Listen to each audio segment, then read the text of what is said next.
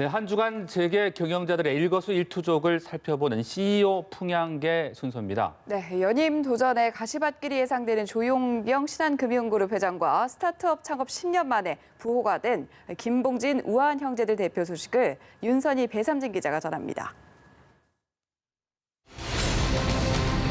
국내 최대 금융그룹 신한금융그룹 수장 조용병 회장이 차기 회장 단독 후보로 선정됐는데 먹구름이 끼었습니다. 검찰은 지난 18일 신한은행 구정 채용 사건에 연루된 혐의로 기소된 조 회장에게 징역 3년과 벌금 500만 원을 선고해달라고 재판부에 요청했습니다. 취업 준비생들에게 배신감과 좌절감을 안겼고 공정, 투명한 채용 기대를 훼손했다고도 했습니다.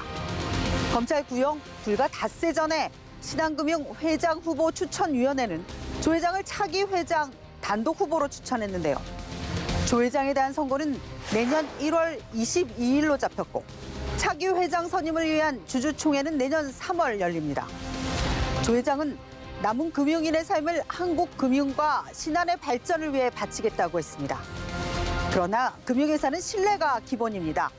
불공정한 채용 비리가 사실이라면 고객 신뢰에도 금이 갈 수밖에 없습니다.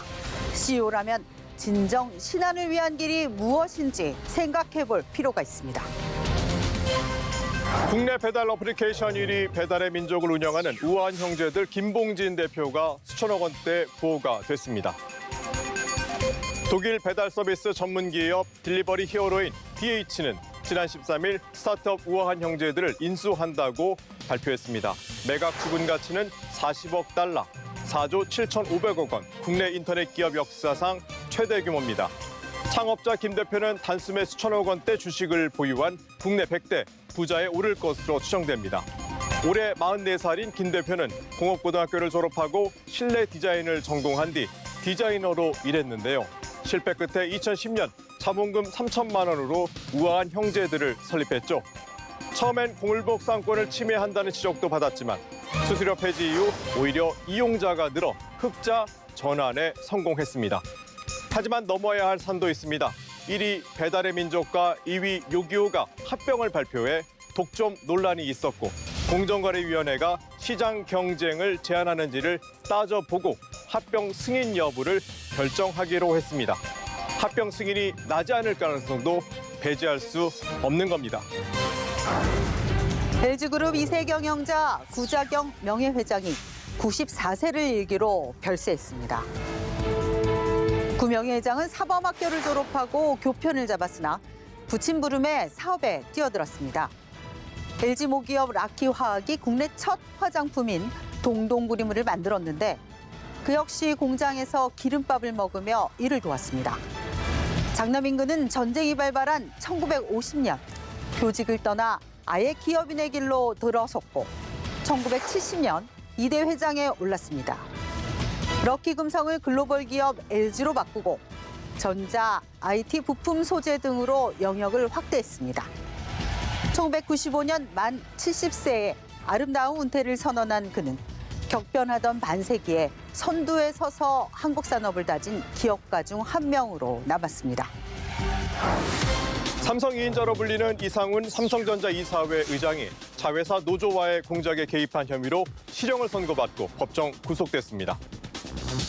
1심 재판부는 지난 17일 노동조합 및 노동관계조정법 위반 등의 혐의로 기소된 이 의장에게 징역 1년 6개월의 실형을 선고했습니다. 문제의 삼성 노사전략 문건이 처음으로 공개된 지 6년 만입니다. 2013년 삼성전자 자회사 삼성전자 서비스에 노동조합이 설립되자 삼성그룹 미래전략실이 노조 전략을 세웠고 이 전략이 삼성전자와 삼성전자 서비스 협력업체에도 실행됐다는 겁니다.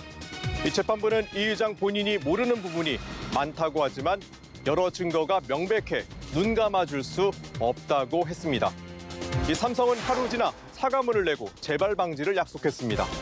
이미 한국 노동조합 총연맹사나 삼성전자 노조가 지난달 공식 출범했습니다. 무노조 경영은 더는 시대에는 맞지 않는 비민주적 방식이라는 논란을 피하기 어렵습니다. 글로벌 기업 삼성이 시대와 위상에 맞는 노사 관계를 정립해 나갈지 주목됩니다. 연말에 산업계와 금융계 인사에선 세대 교체와 비용 절감이 화두가 되고 있습니다. 일부 대기업과 금융회사들이 희망퇴직 등 인력 구조 조정에 나섰고 새 긴축 중심의 보수적인 경영 전략을 짜는 곳들이 적지 않습니다. 이 노사 모두 슬기롭게 위기를 극복하고 상생과 혁신에 나서길 기대합니다. CEO 풍향계는 여기까지입니다.